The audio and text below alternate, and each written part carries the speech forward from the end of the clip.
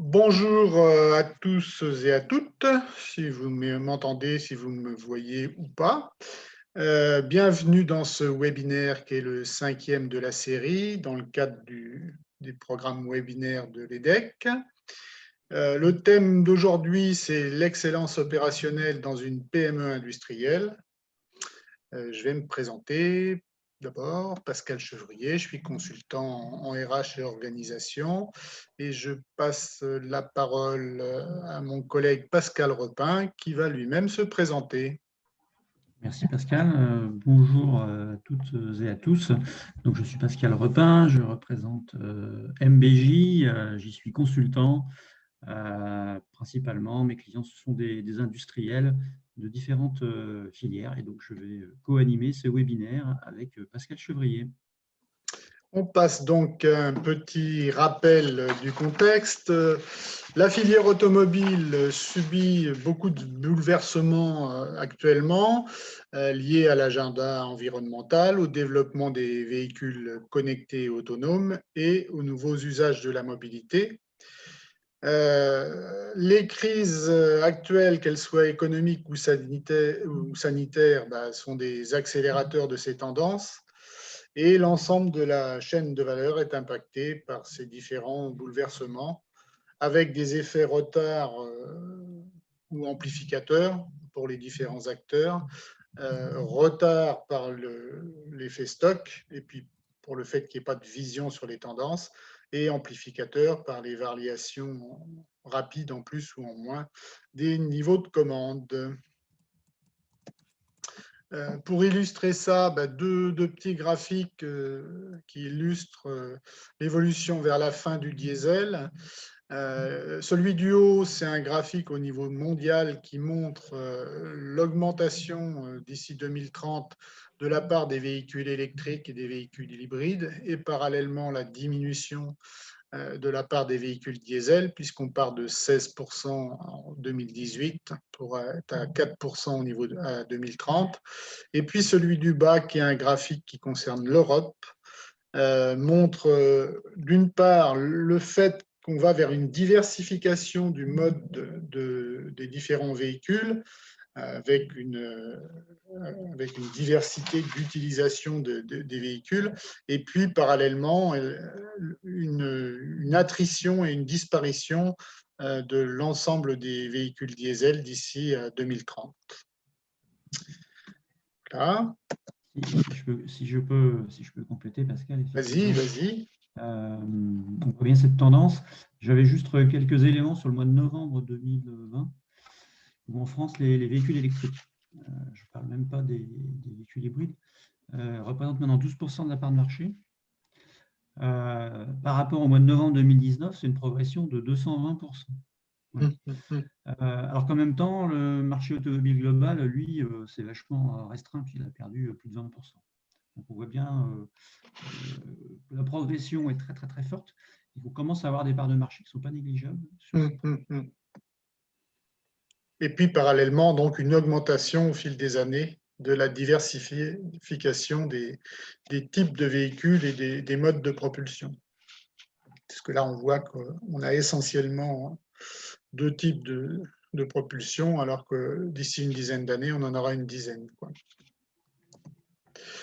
La filière s'est organisée pour répondre à ces bouleversements et à ces interrogations et ces interpellations. D'abord par la signature d'un contrat stratégique de filière en 2018, avec 4 axes stratégiques: la transition énergétique, le véhicule autonome, les emplois et les compétences, et renforcer la compétitivité de la filière avec un focus sur les PME.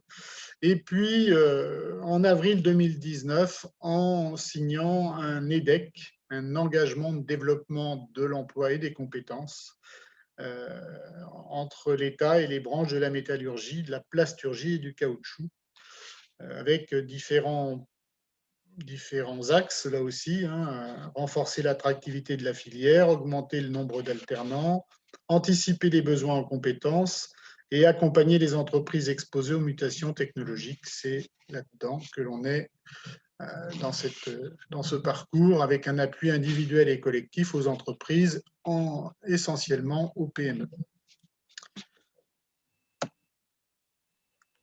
On est donc le 5e opus dans ce cycle de webinaires. Il y a eu d'abord les 4 premiers ont été sur différents thèmes, les applications industrielles nouvelles, les évolutions technologiques et l'évolution du marché de la filière, comment coopérer, racheter, fusionner, et puis comment s'appuyer sur les compétences et la créativité pour développer le potentiel d'innovation de l'entreprise. Et aujourd'hui, donc, 5 clés à court terme pour l'excellence opérationnelle dans une PME automobile, dans une PME industrielle, pardon. Les PME doivent s'adapter rapidement, être agiles dans la variété et le volume et être performants parce qu'ils sont soumis à différents facteurs d'évolution, les exigences normatives, l'évolution des produits et services, et puis l'environnement qui est incertain, volatile, qui offre une visibilité assez réduite, ce qui oblige donc ces entreprises à l'excellence opérationnelle. On va voir comment on peut travailler sur certains axes pour les y aider.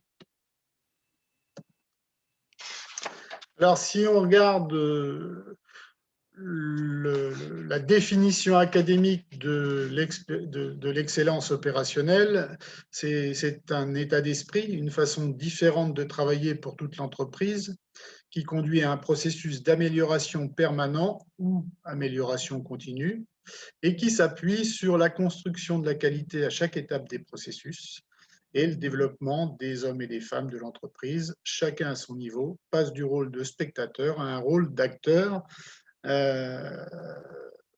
C'est pas l'un ou l'autre, c'est les deux processus, les deux axes qu'il faut travailler pour accéder à l'amélioration continue et à l'excellence opérationnelle. Donc, c'est un système global. On a un système opérationnel qui repose sur des démarches, des outils. On va voir plus en détail après, l'amélioration continue, le diagramme de Deming, PDCA, l'apparition de standards et la mise en place de standards, et puis des diagnostics terrain. Mais ces outils, ces démarches ne sont rien sans un système de management qui donne du sens à partir d'une définition de la stratégie de l'entreprise et sa déclinaison en différentes strates, qui précise les rôles et les responsabilités de chacun, en particulier des managers, et puis qui vise à animer les équipes d'une différente façon et d'instaurer une priorisation dans la résolution des problèmes et dans la mise en place des plans d'action.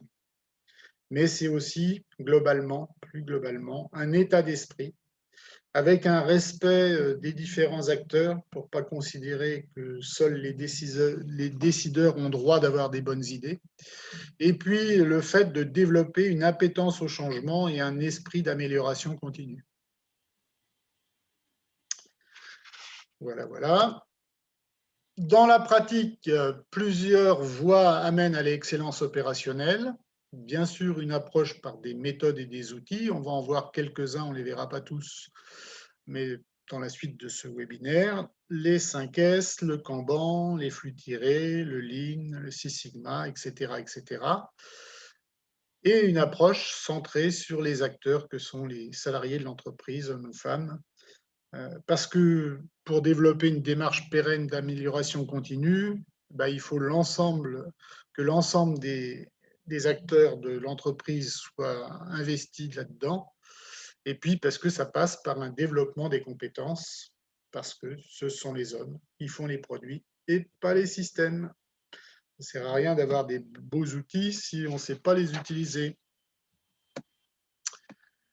Cette approche pour aller vers l'excellence opérationnelle se développe en cultivant l'état d'esprit amélioration continue. Donc l'état d'esprit, c'est quoi? C'est refuser l'état actuel des choses. C'est pas parce qu'on a toujours fait d'une manière que ça doit continuer. C'est essayer de positiver, c'est-à-dire plutôt que d'expliquer pourquoi on ne peut pas faire, essayer de réfléchir comment on pourrait faire. Réaliser immédiatement les bonnes propositions sans attendre d'avoir atteint la perfection ou d'avoir trouvé l'idée miracle qui résout tout. Et puis prendre en compte les idées de plusieurs personnes parce que à plusieurs, on est plus fort que tout seul. Et puis le respect parce que ceux qui font, ils ont des bonnes idées et c'est eux qui font le boulot. Il ne faut pas hésiter à leur demander, il ne faut pas hésiter non plus à les intégrer dans les démarches dès leur conception et à prendre en compte leur avis. Il faut développer l'écoute, évidemment, pour ça. Reconnaître le droit à l'erreur, parce que ne pas le faire, c'est faire en sorte que les gens se censurent pour éviter d'être sanctionnés. Donc, il n'y a pas de mauvaises idées. Après, on les explore et elles aboutissent toutes ou pas, mais tout le monde a le droit d'exprimer ses idées. Et puis, surtout, on cherche le quoi et pas le qui. On ne cherche pas des coupables, mais on cherche à améliorer le processus en permanence. C'est la clé de l'amélioration continue. On voit bien que ça repose essentiellement sur les hommes et les femmes de l'entreprise. Alors, on va voir 3 parties dans cette présentation, après cette rapide visualisation du contexte. D'abord, donc, tout ce qui concerne la partie RH de l'excellence opérationnelle, puis les pratiques et les outils, et enfin, tout ce qu'il faut expérimenter en premier lieu et améliorer pour éviter de commettre des erreurs. Donc, je me chargerai de la présentation de la première partie et Pascal Repin des 2 autres. On y va. Alors, Donc, oui, cher Pascal, si je peux me permettre vas-y, juste vas-y. un aparté. Donc, dans ce qui suit, alors, pour certaines personnes qui sont aguerries à l'excellence opérationnelle, on risque d'être assez basique, puisqu'on a fait quelque chose de générique. Même si vous le voyez, vous le sentez déjà, nous nous efforçons de donner une vision un peu moins classique, en éclairant beaucoup les aspects d'implication et de participation des salariés, des hommes et des femmes des entreprises. Et puis, on va traiter seulement quelques aspects, comme tu viens de le dire, de méthode et de pratique, hein, puisque, vu le temps imparti, on ne peut pas traiter l'ensemble du domaine, qui d'ailleurs fait l'objet d'un rayon de publication de livres qui sont très, très épais pour caler les armoires. Là, on va juste donner un aperçu. Les questions en fin de webinaire permettront de répondre à l'intérêt que nos auditeurs pourraient marquer pour un sujet ou un autre. Voilà, je te rends la parole, Pascal. Merci Pascal pour ces précisions. Bienvenue. Alors, la fonction RH. Ce que l'on constate, c'est que dans les TPE, il n'y en a pas, ou il n'y en a souvent pas, ou en tout cas, quand il y en a une, elle est tenue à minima par souvent une personne qui s'occupe de tous les aspects administratifs. Et le problème, c'est que quand la TPE grandit et devient une PME, on va dire, quand elle commence à avoir plusieurs dizaines de salariés, ça ne peut plus tenir comme ça. Et comme pour les autres fonctions, il y a besoin d'une structuration de la fonction RH et de vraies compétences, parce que c'est un métier. Et si on n'a pas ces compétences, en particulier en droit social, sur les principaux outils, sur la gestion des IRP et sur la gestion des compétences, tout simplement, on ne peut pas organiser, j'allais dire, la fonction ressources humaines de l'entreprise et au-delà du titre de fonction, le système de management de l'entreprise. Ça ne s'invente pas, il faut professionnaliser la fonction. Et c'est bien le problème de souvent des petites entreprises qui n'accordent pas suffisamment de place à cette fonction RH dès qu'elles grossissent. Pour faire une comparaison sur les aspects comptabilité ou plus généralement en finance, on confie dès qu'on est employeur cette gestion souvent à l'extérieur avec un cabinet comptable et on ne le fait pas pour tout ce qui concerne les RH. On se débrouille comme on peut dans les premières années et quand on a peu de personnel. Et puis quand on grandit, quand on s'aperçoit qu'on est en déficit dans ce domaine-là, c'est souvent un peu tard et il faut raccrocher les wagons et récupérer les problématiques, d'où l'importance de structurer cette fonction au plus tôt et d'aider les TPE qui deviennent PME à structurer cette fonction RH dans les différents domaines. Donc, ces différents domaines, en particulier celui du droit du travail, l'employeur a des obligations et donc il faut absolument comprendre et intégrer dans quel contexte juridique on navigue. Le droit social, ce n'est pas n'importe quelle partie des lois, c'est dans le code du travail, il y a un certain nombre de principes qu'il faut intégrer. Les différents contrats de travail qu'on peut utiliser et dans quel cas on peut les utiliser. Évidemment, tout ce qui est gestion du temps et des congés. Une chose importante, c'est l'obligation de résultat en matière de santé et sécurité. L'employeur a cette obligation. S'il y avait qu'un article du Code du travail à retenir, ce serait celui-ci, le 41-21-1. L'employeur doit assurer la santé et la sécurité physique et psychologique de ses salariés. Ça fait peser sur ses épaules une responsabilité civile et une responsabilité pénale. Évidemment, responsabilité civile, mécanisme de réparation quand on fait subir quelque chose à quelqu'un, on lui doit des dommages et intérêts, mais également responsabilité pénale quand on contrevient à une règle écrite. Et là, c'est des sanctions qui peuvent aller jusqu'à la prison pour certains délits. Et évidemment, il vaut mieux le savoir que pas le savoir. Et puis, c'est aussi connaître nos pouvoirs de gouvernance et nos limites, et en particulier l'utilisation du pouvoir disciplinaire. Il ne faut pas en abuser, mais il faut savoir s'en servir si besoin est. Et évidemment, également, le rôle et le pouvoir du gendarme du Code du travail, qui est la directe, l'inspecteur du travail, parce que c'est un interlocuteur qui peut être très utile, bien sûr, mais qui peut être aussi un censeur et provoquer des dégâts dans l'entreprise quand on ne respecte pas tout ce que je viens de dire avant, parce qu'on ne le savait pas. Voilà, voilà. Les principaux outils RH à mettre en place, s'il y en avait qu'un, ce serait la fiche emploi. Cette fiche emploi qui va servir évidemment à décrire les emplois de l'entreprise, mais qui va constituer la base d'un système RH parce qu'elle va être utilisée en matière de recrutement pour exprimer ses besoins, qu'elle va être utilisée dans les phases d'évaluation des compétences de ses salariés, pour gérer la mobilité interne, quand on commencera à grossir et que les gens commenceront à faire le tour de leur emploi et voudront bouger à l'intérieur de l'entreprise, etc., etc., c'est la fiche emploi qui va servir de base au système RH, mais également on peut développer d'autres outils, la carte des emplois, les supports d'entretien. Là aussi, il faut savoir qu'aujourd'hui, l'entretien professionnel est obligatoire tous les 2 ans, au moins, et puis après des absences longues pour l'ensemble des salariés. Donc, toutes ces choses-là, ces principaux outils, ça ne s'invente pas, encore une fois. Il faut savoir les constituer, les établir proprement, exhaustivement et s'en servir surtout.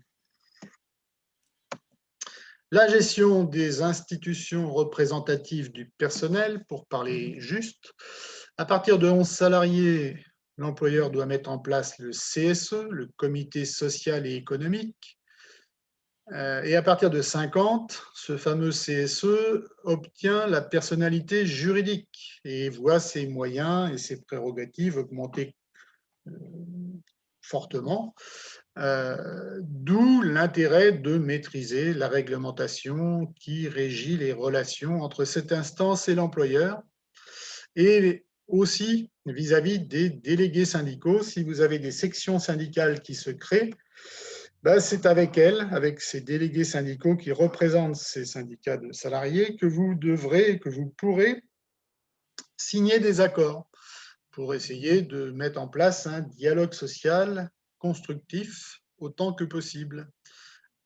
L'employeur doit donc connaître les différents mandats, les nouvelles possibilités de négociation qu'ont donné les ordonnances Macron, le pilotage du CSE, que ce soit un CSE à moins de 50 ou à plus de 50, et puis les obligations en matière de négociation annuelle obligatoire quand on a des sections syndicales représentatives.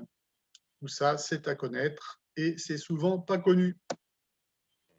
Et puis, évidemment, la gestion des compétences, parce que, encore une fois, les outils et les démarches, c'est bien, mais ça ne sert que si les salariés ont la capacité de les utiliser. Et pour ça, il faut gérer l'accroissement permanent nécessaire des compétences du corps social. L'idée, ça va être de constituer un système RH si on veut atteindre l'excellence opérationnelle, comme on connaît, parce que c'est déjà intégré depuis plus longtemps, un système qualité. C'est déjà acquis depuis quelques dizaines d'années dans l'industrie, le système qualité. Eh bien, si on veut accéder vraiment à l'excellence opérationnelle, on ne pourra pas faire l'économie d'instaurer un système RH qui est basé sur les mêmes principes que le système qualité. On va dire que c'est le système qualité appliqué aux compétences en matière de ressources humaines. L'objectif, ce sera d'assurer en permanence l'adéquation entre les besoins de l'entreprise et les ressources disponibles, tout en permettant au maximum à chacun des salariés d'être acteur de son propre projet professionnel. Dans le jargon RH, on appelle ça la GPEC, gestion prévisionnelle des emplois et des compétences. On pourrait dire aussi gestion permanente des emplois et des compétences, puisque c'est quelque chose de continu. Ce n'est pas un plan d'action qui s'arrête au bout d'un moment, c'est permanent. Tout ça pour dire que les RH, c'est un métier et que l'entreprise, pour accéder donc à cette excellence opérationnelle, devra se doter de compétences dans le domaine de la gestion des compétences. Et en particulier celle des managers, parce que c'est eux qui vont décliner la stratégie de l'entreprise. Si on veut aller vers l'excellence, il faudra d'abord la définir et la formaliser, cette stratégie, et puis ensuite faire en sorte qu'elle se diffuse tout au long des différentes strates de l'entreprise. Et le canal pour la diffusion de cette stratégie, ce sera les managers. Les managers qui sont la voix de son maître, hein, c'est eux qui vont parler au nom de l'employeur vis-à-vis de leur équipe. Ça veut dire qu'ils devront être informés de la stratégie, qu'ils devront l'intégrer, la digérer, la visualiser et la décliner avec une forme compréhensible par leur équipe. Et pour ça, ça s'éduque aussi la population des managers. On devra l'éduquer. On devra l'éduquer dans les différents rôles qui sont les leurs. Le rôle institutionnel, je l'ai dit, la voix de son maître, on représente l'employeur auprès de son équipe. Le rôle d'animateur d'équipe, bien sûr, de son équipe. Et puis son rôle de membre d'un réseau fonctionnel, puisque l'entreprise elle est organisée en fonction, les RH, la production, le commerce, la finance, la technique, et que le processus il est transversal et qu'il est essentiel que chacun, et en particulier chaque manager, sache où commence sa mission et où elle finit, pour prendre le témoin de la main de celui qui était en amont et le transmettre à celui qui est en aval. Voilà, mais tout ça, ça s'éduque, et encore une fois, pour faire ça bien, il faut être compétent, il faut avoir des compétences en RH. Voilà, Pascal, mon ami, je te passe la main pour les autres points de la présentation. À toi de jouer. Merci, Pascal, pour cet exposé très détaillé et qui constitue vraiment les bases, finalement, de l'évolution de l'entreprise vers le chemin de l'excellence opérationnelle. Alors, ce qu'on va vous proposer maintenant, c'est d'avoir un aperçu sur quelques pratiques et outils que nous avons retenus parmi de nombreuses pratiques, mais il a semblé important de faire un éclairage sur l'amélioration continue, le management visuel, les standards de travail. Et vous verrez que au cours de cet exposé, je vais souvent me référer à ce que vient de nous nous tire Pascal, qui montre bien, comme il a été exposé au début, que tout ça, c'est un système et que tout se tient et qu'on ne peut pas, je dirais, simplement attaquer le sujet par juste un bout, au risque de voir l'ensemble ne pas fonctionner et s'effondrer. Alors, on va commencer par l'amélioration continue. Évidemment, alors j'enfonce peut-être une porte pour certains, mais évidemment, c'est l'activité principale et je dirais récurrente lorsque l'on déploie et que l'on travaille et que l'on cultive un projet d'excellence opérationnelle. Il s'appuie sur 3 activités principales. D'abord, c'est comment on fait et comment on rend visible les problèmes. C'est-à-dire que les problèmes, c'est quand les choses ne se passent pas comme elles devraient, quand on n'atteint pas notre objectif, quand l'entreprise, une partie ou l'atelier ne fonctionne pas comme on voudrait qu'il fonctionne. Donc, comment on rend visible ces problèmes, comment on priorise, parce que vous verrez qu'on insistera sur le fait qu'on ne peut pas tout faire en même temps. Donc, prioriser et ensuite avancer pas à pas. Comme l'a dit Pascal tout à l'heure, on ne cherche pas forcément à viser l'excellence du premier coup, mais on applique, autant que faire se peut rapidement, les bonnes propositions qui nous permettent d'avancer pas à pas.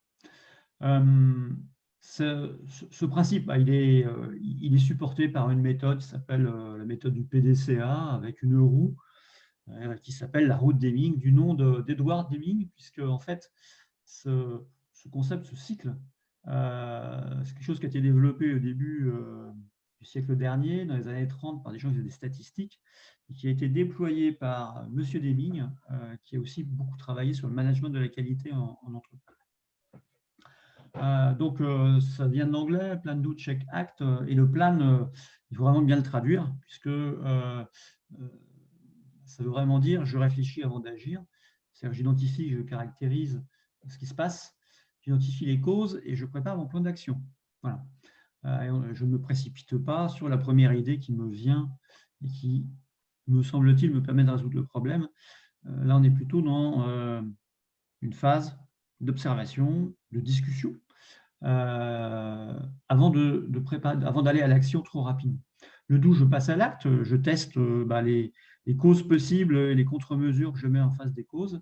Et le check, je vérifie est-ce que c'est efficace, est-ce qu'effectivement ça résout mon problème. Et le act est encore une phase où on se pose et où on se dit est-ce que c'est bon? Si c'est bon, on peut pérenniser. Et on va y travailler sur les causes systémiques pour que le même problème ne se répète pas plusieurs fois. Et puis, si on n'est pas là où on souhaitait aller, on peut refaire un tour de piste PDCA pour résoudre le sujet. Concrètement, pratiquement, il faut bien comprendre que c'est donc une démarche pas à pas. Donc, il y a l'opposé du plan d'action de 50 lignes qui, d'expérience, de toute façon, au bout de quelques mois, finit au fond du tiroir parce que ça n'avance pas et qu'on n'arrive pas à régler les problèmes. Premier point. Deuxième caractéristique, c'est une démarche qui va faciliter les ruptures. Parce qu'effectivement, je dirais faire bouger l'entreprise, on peut faire de l'amélioration pas à pas, mais on peut aussi faire des ruptures. Et le graphe que je vous propose là, il permet d'illustrer 2 constats, et peut-être même plus d'ailleurs.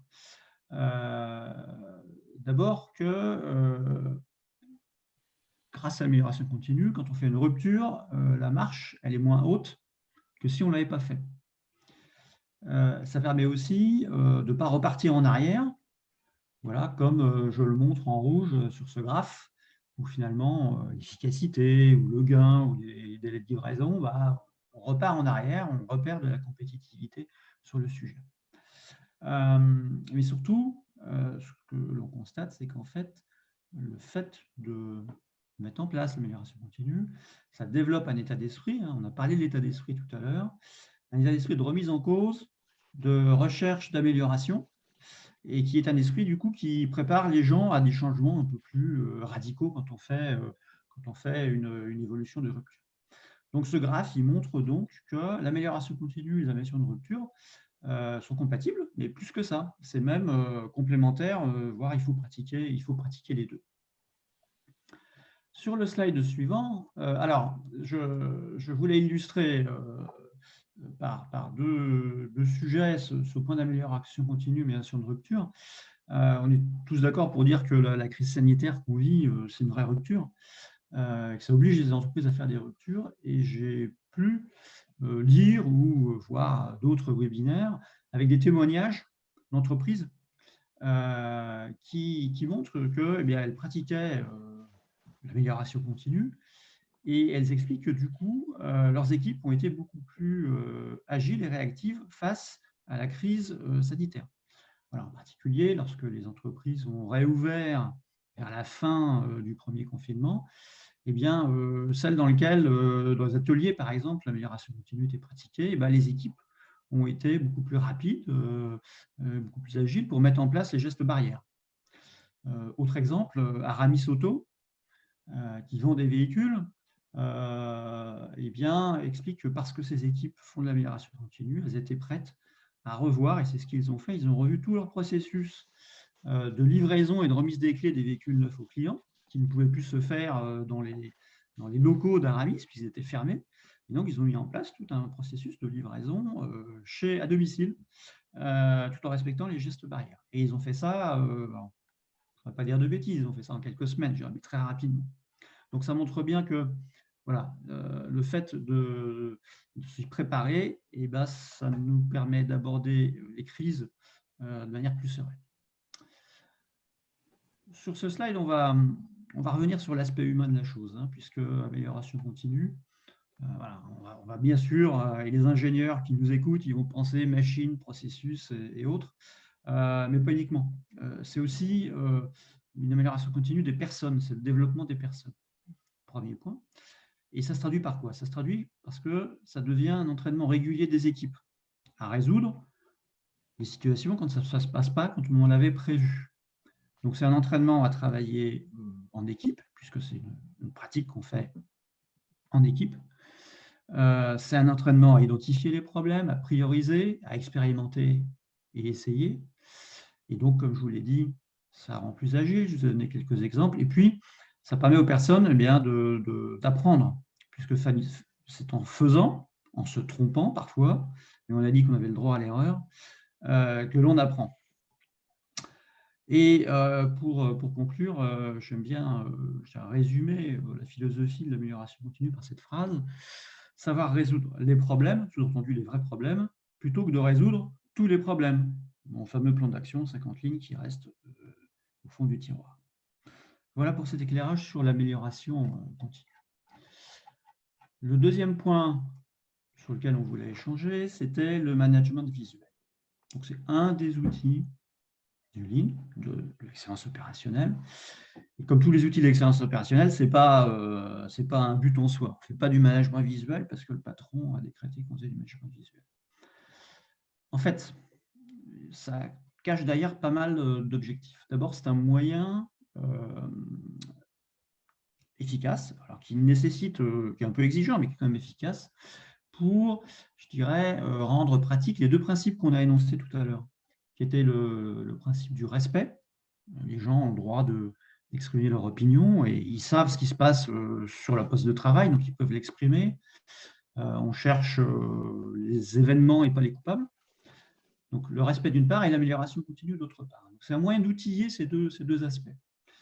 Donc on l'a dit, il faut identifier les problèmes. Donc le management visuel permet de les identifier, il va permettre de décider ensemble, il va permettre d'agir ensemble. Et ce qui se cache derrière, c'est qu'au-delà de choses qui peuvent être vues ou affichées sur des murs, c'est aussi un espace physique, voire un espace-temps de réflexion et d'échange pour les équipes. Voilà, alors je peux vous raconter, vous avez ici en bas à droite une voiture avec une Toyota. Le management visuel se fait en atelier, peut se faire aussi en engineering. C'est Toyota qui le premier l'a mis en place dans les années 90, quand ils ont expérimenté le management visuel et puis une salle alors, qui s'appelle Obeya, qui veut dire grande salle, Obeya Room, dans lequel on fait le management visuel et dans lequel on fait travailler les équipes ensemble. Et ils l'ont mis en place pour le développement de la Prius hybride, qui était à la fois un projet de nouveaux modèles qu'ils n'avaient pas eu à développer depuis un certain temps, et puis aussi un projet avec des objectifs de consommation qui paraissaient complètement fous quand ils ont commencé le projet. Et donc, ils ont expérimenté, ils ont mis au point ces techniques de management visuel et de management des équipes lors du développement de ce véhicule. Je ne l'ai pas vécu personnellement, mais en tous les cas, le résultat et l'avantage concurrentiel de Toyota sur ce véhicule est sans doute une démonstration du bon management des équipes de développement. Alors, sur le slide suivant, quelques photos d'exemples. En atelier ou en magasin. J'aime bien les photos de gauche qui montrent un peu le principe du faux camion qui permet le lundi matin, le lundi soir, le mardi, le mercredi de voir l'avancement de la livraison et ça évite la panique le vendredi matin alors que le camion va arriver dans quelques heures. Il y a une photo d'un atelier, un îlot en U, évidemment. Alors, je l'ai mis parce qu'on illustre, on voit bien les boîtes rouges. Les boîtes rouges, c'est déjà en soi management visuel, puisque c'est là où on met les pièces qui sont défaillantes. À chaque étape de fabrication, c'est aussi du management visuel. Donc, le management visuel peut être assez simple. Et ça peut être aussi des informations qui sont partagées sur les murs ou sur un tableau, et qui sont autant d'opportunités de mettre en avant ce qui se passe bien ou pas bien. Quand ça ne se passe pas bien, il y a un management visuel qui est ultra connu, c'est le fameux document A3. Alors pourquoi A3 ? Parce que c'est un format hauteur-largeur de papier qui va bien et qui permet de supporter le fameux cycle d'amélioration continue PDCA dont on parlait tout à l'heure. Et le fait que ça soit visuel, c'est un moyen de communication qui est quand même très, très efficace. Donc, en conclusion, sur le slide suivant, on voit bien que ce n'est surtout pas, dans l'esprit de ce management visuel, c'est surtout pas un espace de contrôle pour le management. Le but, ce n'est pas de fliquer les gens. Ce n'est pas de l'affichage de tableau de bord, qui pourrait être très bien dans un fichier PowerPoint, avec en plus souvent, on le voit, des informations qui sont venues d'ailleurs, ça n'a pas grand-chose à voir avec ce qui se passe réellement dans la zone où c'est affiché. Et ce n'est pas du reporting non plus. Donc vous l'avez compris, c'est avant tout un outil qui va être à disposition des équipes.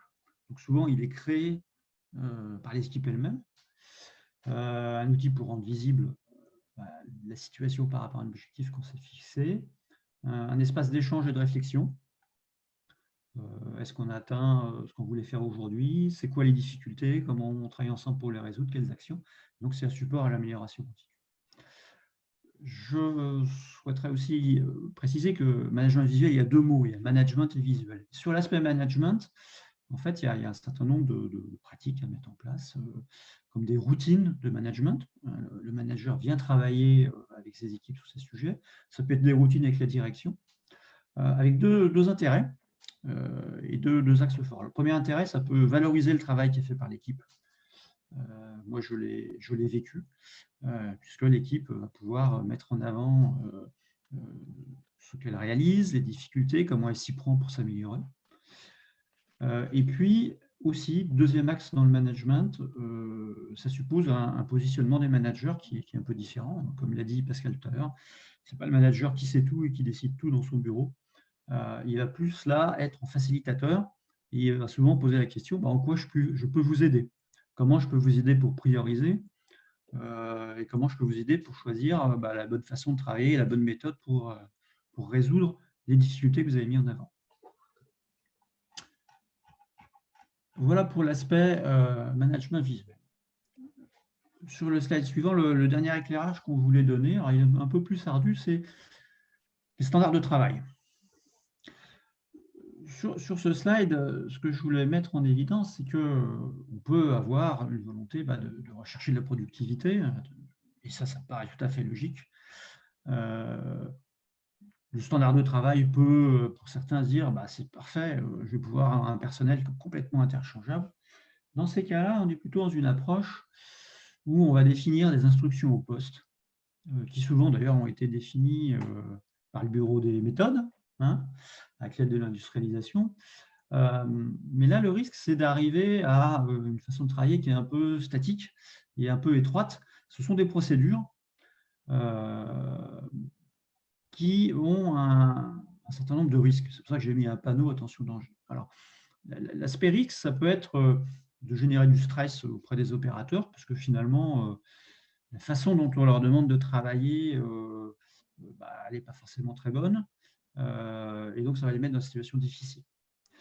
Et puis surtout, on ne s'occupe pas vraiment des personnes quand on fait ça, des personnes qui font le travail, hein, et on va imposer des pratiques.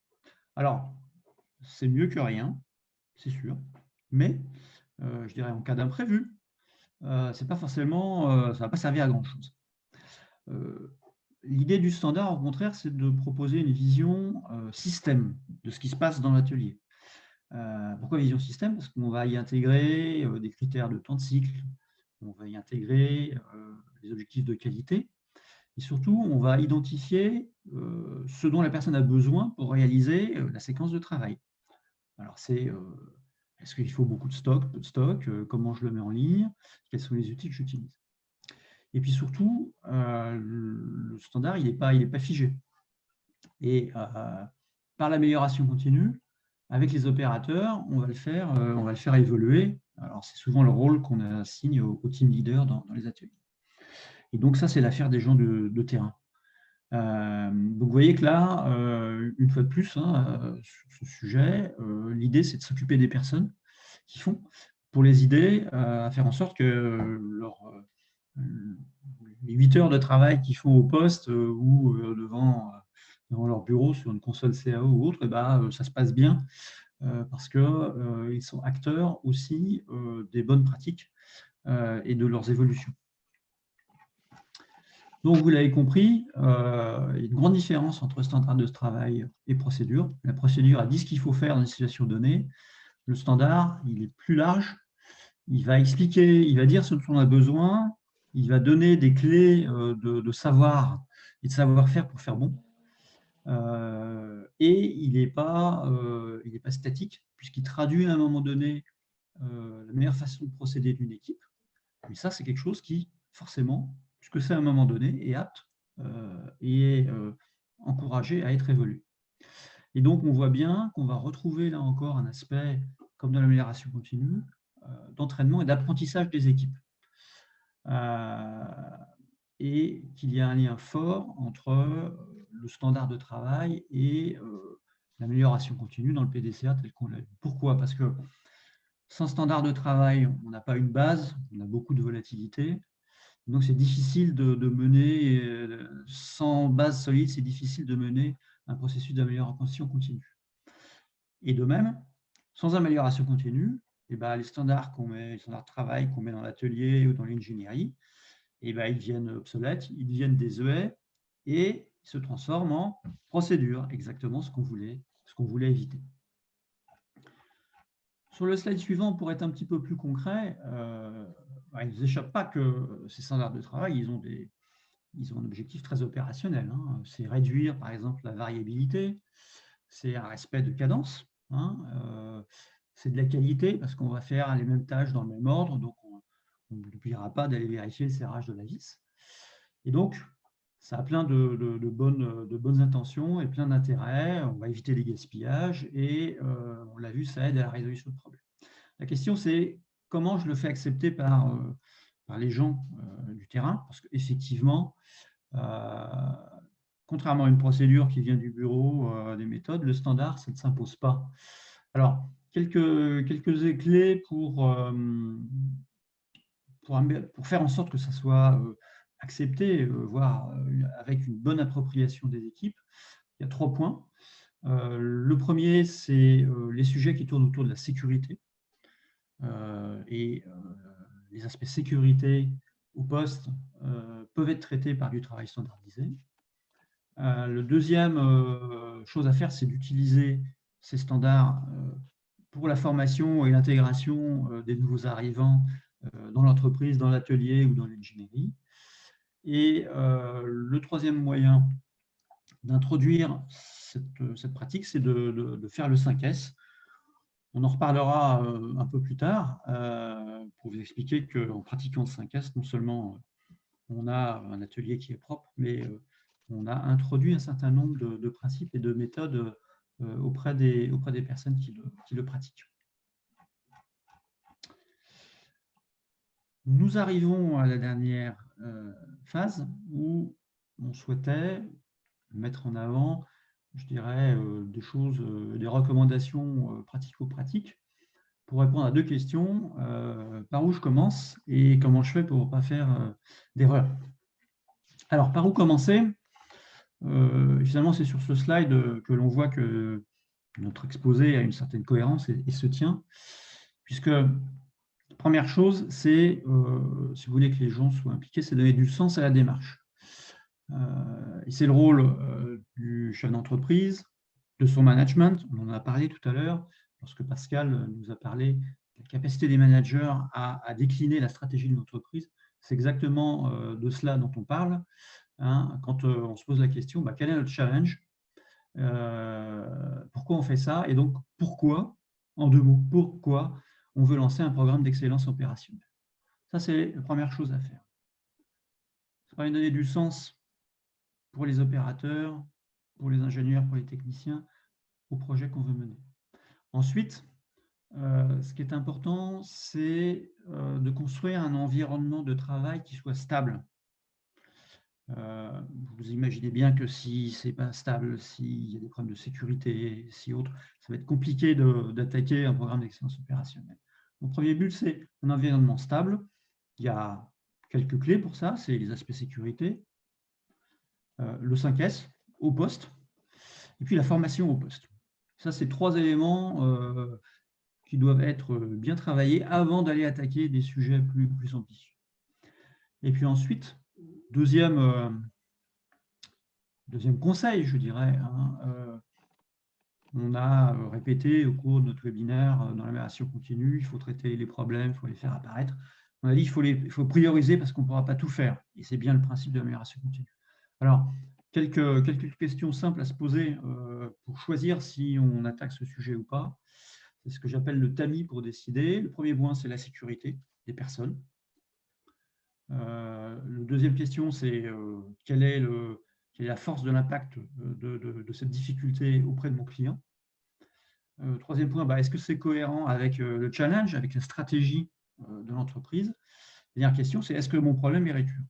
Voilà, quatre questions à se poser et qui, de manière récurrente à chaque fois, et qui permettent de mieux prioriser les sujets quand on attaque, quand on a la volonté de commencer à déployer l'excellence opérationnelle dans les divers processus de l'entreprise.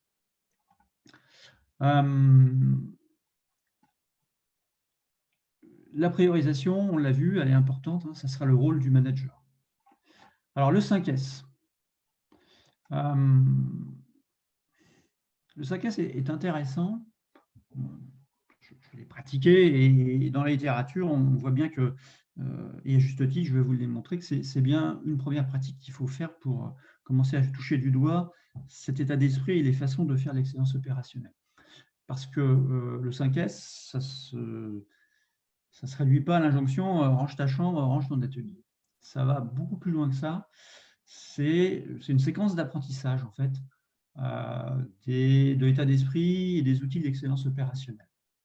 Et le fait de le pratiquer régulièrement, c'est un entraînement pour les équipes. Alors, pourquoi c'est un apprentissage? Alors, je vous ai donné ici les 5 étapes, éliminer, mettre en ordre, nettoyer, entretenir, discipline.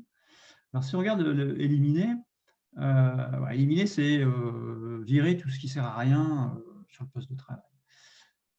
Choisir ce qui est utile pour l'environnement de travail. C'est déjà une première étape de responsabilisation des gens à leur environnement de travail. Qu'est-ce qui me sert vraiment? Qu'est-ce que je garde? Qu'est-ce que je ne garde pas? La deuxième étape, mettre en ordre. C'est-à-dire on va commencer à adapter pour que les choses soient bien rangées, facilement accessibles. Là, on commence à s'occuper des personnes. Et là, le management commence à intervenir.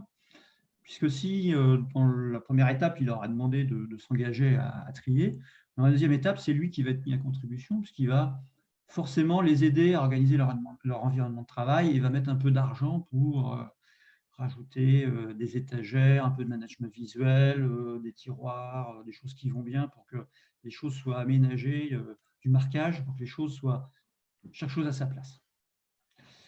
Nettoyer, bon, là, il n'y a pas vraiment de pratique d'apprentissage. Le 4e S, l'entretien. L'entretien, en fait, ça veut dire que c'est une application régulière des 3 premières étapes. Et une application régulière, ça veut dire une application sans variabilité. Et bien là, on commence à introduire les standards de travail. Comment je nettoie. Alors, entretenir, c'est du nettoyage, ça peut être aussi un peu de la maintenance, hein, de premier niveau. Comment je le fais? C'est une série de gestes et de pratiques qui sont établis. Et là, on peut commencer à introduire la notion de travail standard, qui va intégrer comment je nettoie, comment je range. Et donc, c'est une façon d'introduire cette pratique. La dernière étape, la discipline, là, en fait, c'est s'assurer comment le management s'assure de la pratique quotidienne du 5S. Donc, c'est un premier positionnement du manager par rapport à ses routines. Et le rôle du manager dans le respect de ses routines, il est important. Voilà, donc on voit ici que le 5S, globalement, son sens, c'est l'implication des personnes, hein, et que ça va petit à petit les impliquer dans les changements. Et en ce sens, c'est une bonne pratique en début de programme d'excellence opérationnelle. Ensuite, un slide assez simple sur les erreurs à éviter. Il va y avoir un peu de redite, hein, mais ça ne fait jamais de mal. Alors, ne pas savoir pourquoi on fait de l'excellence opérationnelle. Bon, on en a parlé, hein, si on ne donne pas du sens, ça ne fonctionnera pas. Faire de l'excellence opérationnelle à la carte, c'est-à-dire ne traiter que certains aspects. Je cite par exemple, on n'a pas beaucoup parlé, mais faire de l'excellence opérationnelle, les gens qui font du lean vont dire « Ah oui, c'est la chasse au gaspillage ». Bon, chasse au gaspillage, on veut réduire les stocks. Si on attaque uniquement les sujets par la chasse au gaspillage et une réduction un peu autoritaire des stocks, là c'est sûr que ça va conduire à du stress auprès des opérateurs. Parce qu'on n'aura pas traité les autres aspects. Si on a réduit du stock, on n'a pas de stock tampon. Et donc, si on ne sait pas résoudre ensemble rapidement les problèmes, la ligne s'arrête et c'est la crise. Autre erreur à éviter, c'est aller trop vite et imposer. On a quand même souvent utilisé le mot apprentissage. Ça prend un peu de temps. Voilà. Négliger la dimension managériale, négliger la dimension humaine, en se concentrant uniquement sur les méthodes et outils. Bon, je crois qu'on a largement insisté avec Pascal tout au long de ce webinaire sur ce point. Se concentrer uniquement sur des objectifs de gain de productivité. Vous avez compris que ça ne suffira pas, en particulier parce que si on ne traite pas aussi les problèmes qualité, ça ne marchera pas. Souvent, c'est par la qualité qu'on obtient les gains. Et puis, être focalisé uniquement sur des ROI court terme. Ce que je veux dire par là, c'est qu'on va chercher à optimiser un ensemble, hein, et non pas avoir une succession d'optimums locaux. Donc, ça veut dire que ramener chaque action d'amélioration continue à une logique financière, c'est un peu une erreur, et on n'y arrive pas de cette manière. Et puis, je dirais que finalement, vous avez vu, on a beaucoup parlé des salariés, des hommes et des femmes de l'entreprise. Ça, c'est le capital de l'entreprise. Alors, il n'apparaît pas en bas du compte de résultat, mais c'est aussi ça qu'on va chercher à développer. Le résultat n'arrivera pas par la suite, sans doute. Voilà, nous arrivons à la fin de notre exposé. On vous a donné un éclairage simplement particulier. Je dirais que vous avez sans doute compris qu'une des conditions de succès lorsque l'on souhaite activer ou réactiver des projets d'excellence opérationnelle dans l'entreprise, c'est d'abord de s'occuper des gens, de s'occuper de ses salariés et de son personnel. C'est un thème qu'on a répété à plusieurs reprises au cours de l'exposé, parce qu'il nous semble clé, c'est peut-être la clé principale pour réussir dans l'excellence opérationnelle dans l'industrie. Je vous remercie. Nous vous remercions, MBJ Stimul Conseil vous remercie pour votre attention. Et je vais rendre la parole à Pascal, qui peut-être a eu des questions. Sinon, on va laisser les micros ouverts pour nos participants. Non, j'ai pas vu moi de questions écrites, mais par contre, s'il y a des questions qui peuvent apparaître maintenant, n'hésitez pas. Moi, j'en ai une, Pascal, enfin au pluriel. Cette question, c'est que quand on parle d'efficacité opérationnelle, il y a une espèce d'association d'idées qui se fait dans l'esprit de certains, enfin, de certains salariés, ou notamment, ou qui peut se faire chez les représentants des salariés, entre efficacité opérationnelle, je caricature, hein, lean manufacturing ou lean management, et une gestion des emplois, une gestion de l'organisation qui qui se tendrait au détriment des collaborateurs, que ce soit, et qui serait mal accompagnés, ou qui créerait du stress et de l'inefficacité, etc. Du coup, ça sent un peu le soufre, entre guillemets, cette démarche-là. Qu'est-ce qu'il faut faire pour éviter ça, et pour être dans l'esprit que vous avez évoqué tous les deux, qui est plutôt un esprit de progression collective, finalement, d'amélioration collective, pas seulement du process, mais aussi des compétences, et aussi de la responsabilité individuelle et de la contribution de chacun, quoi. Voilà. Comment on peut faire pour sortir de cette vision assez, enfin, quelquefois assez négative, qui peut prédominer dans certaines entreprises? Peut-être commencer à répondre. Effectivement, il y a certaines démarches qui sentent un peu le soufre de la part de certains. Il y avait un slogan d'une organisation syndicale qui disait que le lean, c'était de faire participer les salariés à leur propre exploitation, pour décrier et dénigrer un peu la démarche en elle-même. Alors, ils n'ont pas forcément tort de dire ça lorsqu'on applique que la partie productiviste de la démarche Lean ou d'autres démarches d'amélioration continue. Mais évidemment, comme on l'a souligné, ce n'est pas d'abord sur ces outils techniques et productivistes qu'il va falloir insister, mais il va falloir d'abord éduquer l'ensemble du corps social à la démarche et à l'état d'esprit amélioration continue.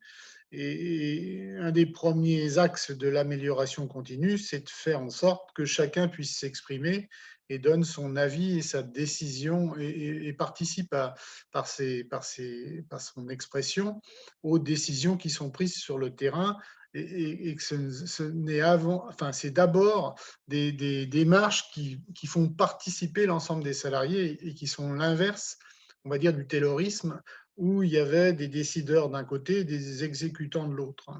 Et c'est bien tout j'allais dire, l'attrait et l'intérêt de ces démarches-là, c'est que ça, quand c'est bien mené et qu'on ne les réduit pas à des outils techniques de productivité, d'amélioration de productivité, quand c'est bien mené, ça associe tout le monde et ça me permet de valoriser le travail de chacun. La première étape, c'est ce qu'on a souligné dans notre présentation, ben, c'est la formation de l'employeur, des managers, pour qu'ils comprennent et qu'ils adhèrent à ce type de valeur, on va dire, c'est même plus des démarches. La valeur de base, c'est de penser que chacun peut évoluer dans l'entreprise et qu'on doit être à l'écoute de chacun, et que les propositions qui émanent de l'ensemble des acteurs, et en particulier des salariés de base, entre guillemets, sont autant voix au chapitre que les propositions des hauts gradés de l'entreprise, quoi. Alors, Pascal, tu veux sans doute renchérir là-dessus? Oui, deux choses. Effectivement, si le programme il est mené pour réduire les effectifs dans les ateliers et licencier les opérateurs une fois qu'on a gagné productivité par l'excellence opérationnelle, c'est sûr que ça marchera une fois, mais pas deux. Ce n'est pas le but de cette démarche. Le but de ces démarches, on n'a pas beaucoup insisté, mais c'est d'abord de satisfaire les clients de l'entreprise. Puisque le but, c'est de livrer dans les temps des produits de bonne qualité, de savoir s'adapter aux évolutions, être réactif, agile, et donc satisfaire le client. Donc ça. Et le client, c'est quand même le premier contributeur à la bonne santé de l'entreprise. Donc ça permet de placer tout ce travail qui est fait dans une vision de consolidation d'activité de l'entreprise. Le deuxième aspect, on a beaucoup parlé de la sécurité, par exemple. On va s'occuper de la sécurité des gens et on va s'occuper de leur environnement de travail. D'accord ?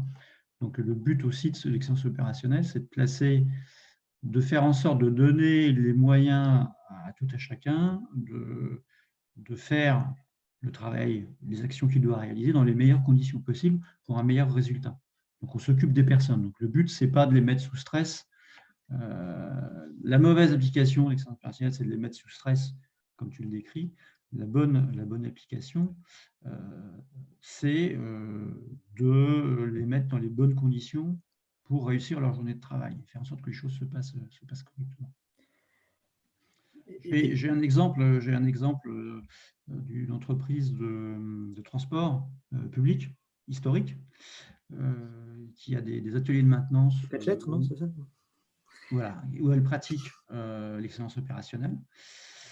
Eh bien, dans ces établissements, la réunion au délégué du personnel ou CSE, elle dure 2 heures, alors que dans les établissements où ce n'est pas conduit, elle va durer plusieurs jours.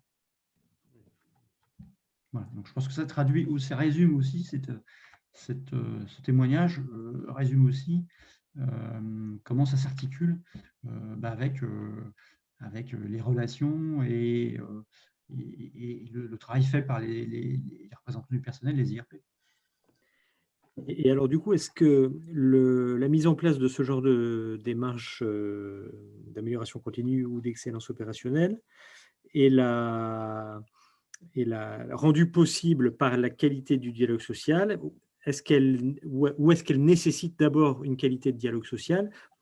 Est-ce que c'est une solution ou est-ce que c'est un fruit, tu vois, le raisonnement ? Est-ce que c'est la qualité du dialogue social et la relation avec les IRP, par exemple, est de toute façon un prérequis nécessaire, ou est-ce que même quand c'est compliqué ou pas, ou que la confiance n'est pas tout à fait là par rapport à la démarche dès le début, on peut essayer quand même d'améliorer les choses grâce à ça aussi?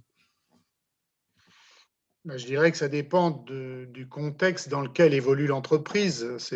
On va enfoncer des portes ouvertes, mais il est toujours plus facile de mettre en place des systèmes et des démarches qui visent le long terme, ce qui est le cas quand on éduque, quand on essaie d'intégrer et de faire acquérir une culture et des valeurs. C'est toujours plus facile quand on est dans une situation de fonctionnement, j'allais dire croisière, sans grosses échéances à court terme et quand l'entreprise va bien.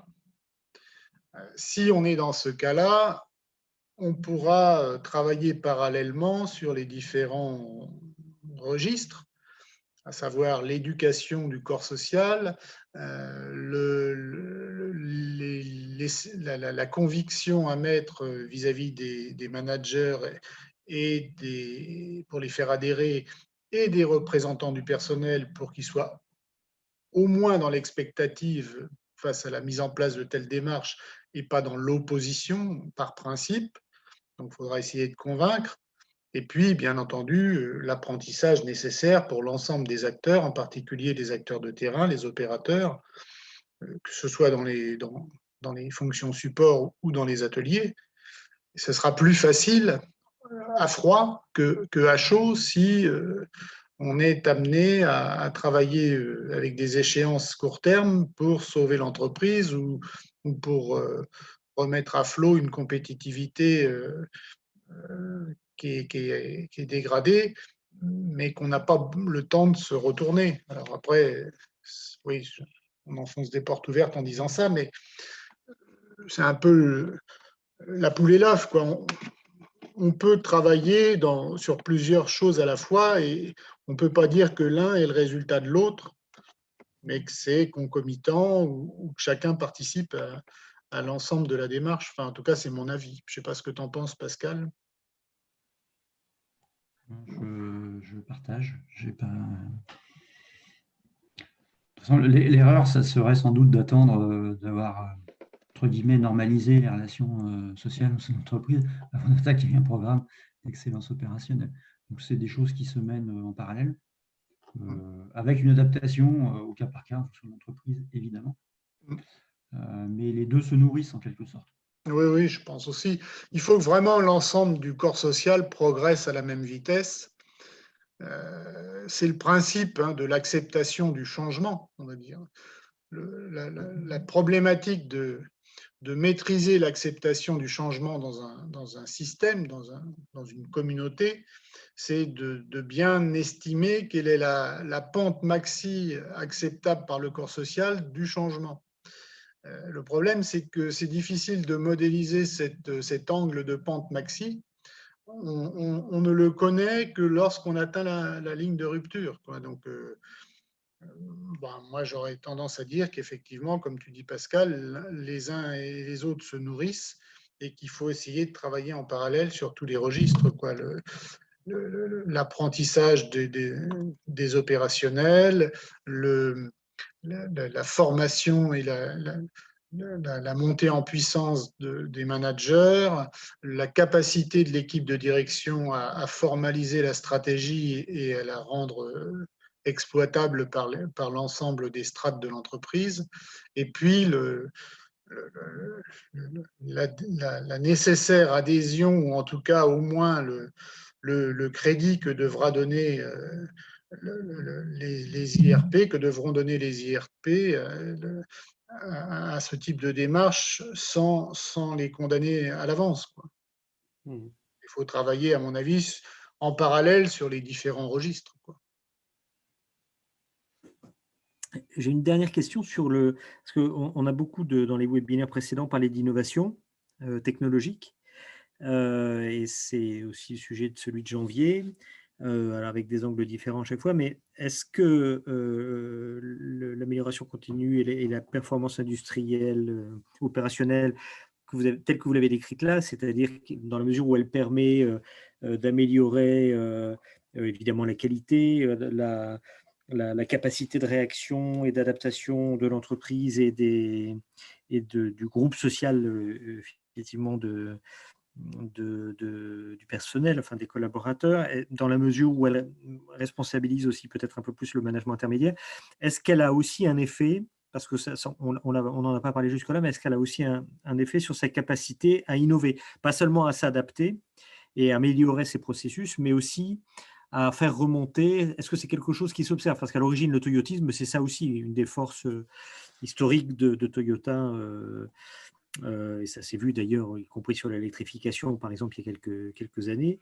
Est-ce que ça se constate aussi hors de cette entreprise-là et plus généralement comme un des résultats principaux d'une mise en place réussie d'une démarche de ce type-là?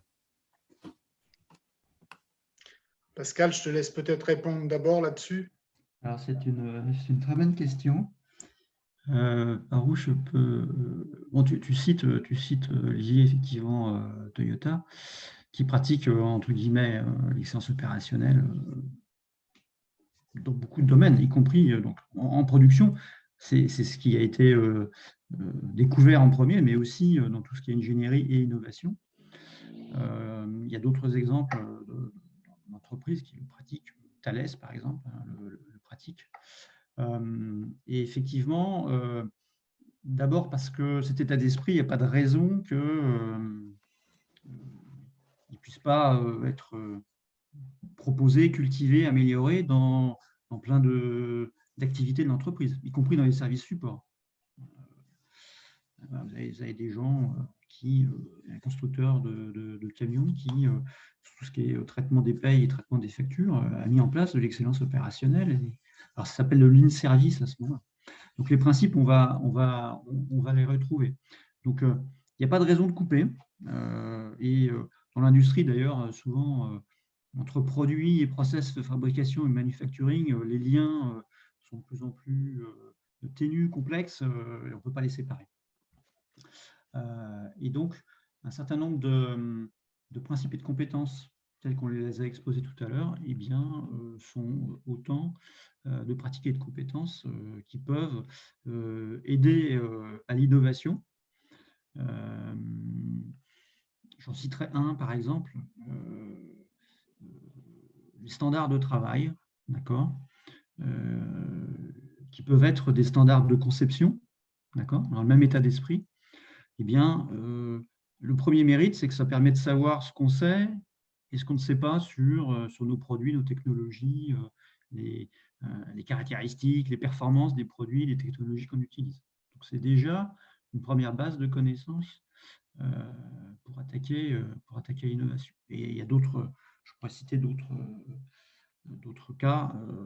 Et en tous les cas, l'excellence opérationnelle n'est pas un frein à l'innovation, parce qu'elle développe les gens, je crois que c'est l'élément principal, elle développe un certain nombre de compétences des salariés, des hommes et des femmes de l'entreprise, qui sont favorables à l'innovation. Le travail d'équipe, on a beaucoup parlé, résolution de problèmes en équipe. Le management visuel peut être aussi un moyen de travailler sur des sujets d'innovation. Et il y en a d'autres encore qu'on n'a pas le temps de développer. Donc, ma réponse est positive. Tout à fait, Olivier. Si je peux préciser ou ajouter aussi là-dessus, il est clair que entre une organisation du type taylorienne, où on avait des décideurs et des exécutants, et où les 10 exécutants n'avaient surtout pas le droit d'innover et de proposer des améliorations, parce que justement c'était réservé aux gens qui réfléchissaient, forcément, ça formate, entre guillemets, un état d'esprit de soumission et d'inhibition. À partir du moment où on sollicite les opérateurs, tous les acteurs du corps social, et où ils apprennent, et où ils apprennent à avoir envie aussi d'exprimer des propositions et qui peuvent tester des idées sans être sanctionnés, ou voire même en étant valorisés, d'une part, ça les encourage, d'autre part, ça les entraîne à travailler sur ce type de démarche et de processus cognitif. Donc, il y a, en théorie en tout cas,